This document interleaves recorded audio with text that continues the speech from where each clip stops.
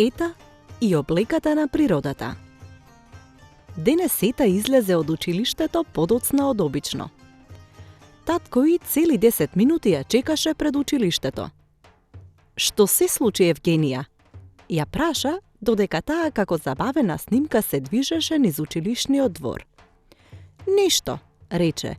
Многу се уморив денес. Лесно ли е да се издржат 5 часови? Таткото се насмевна. Секако дека не, но... Ета како да не го слушаше и продолжи да зборува. Изгора на тоа и домашно да ти дадат. Јас кога ќе одморам, кога ќе си играм? Таткото молчеше, а Ета не застануваше.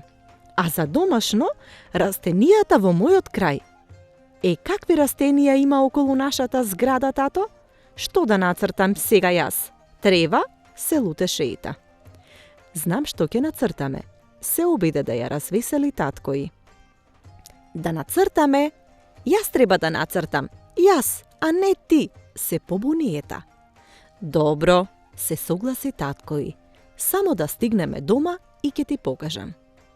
Ти ќе ми покажеш? Ти ќе ми помогнеш? Ајде да го видам и тоа чудо. Денес е ден на чудата, се насмевна таткото. Кога стигнаа дома, таткото рече.